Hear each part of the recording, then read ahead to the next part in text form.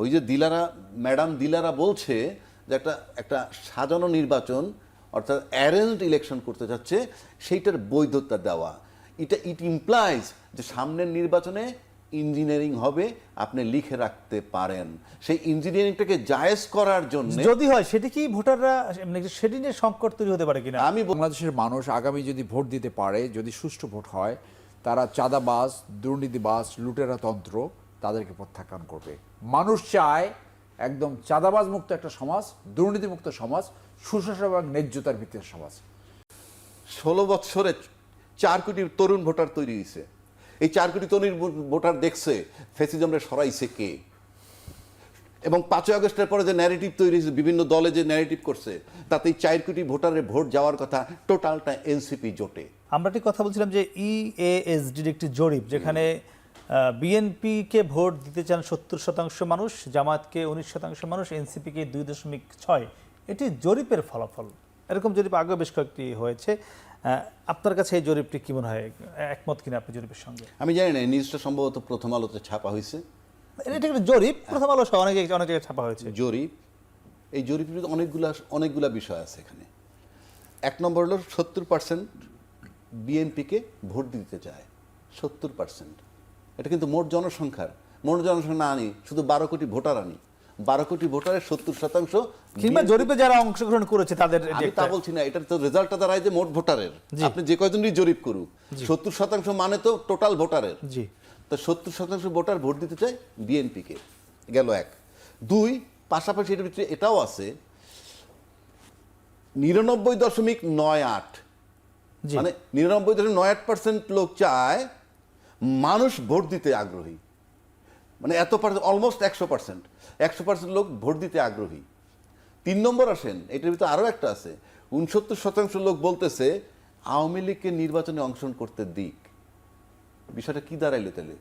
পরস্পর বিরোধী।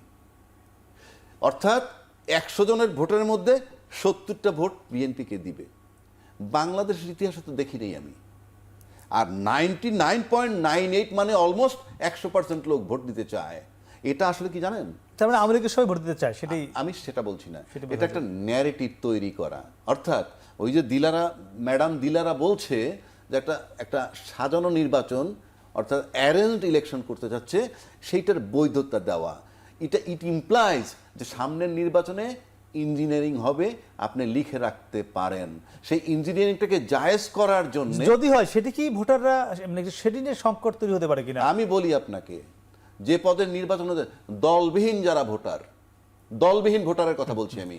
দলবিহীন ভোটার আছে তো, আছে 30-40% তারা আছে। বিভিন্ন জরিপে উঠে আসছে, তারা কোনো সিদ্ধান্ত নেয়নি।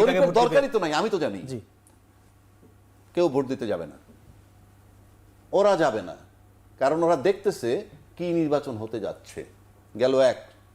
2, আপনি আসেন 16 বছরে 4 কোটি তরুণ ভোটার তৈরি হয়েছে।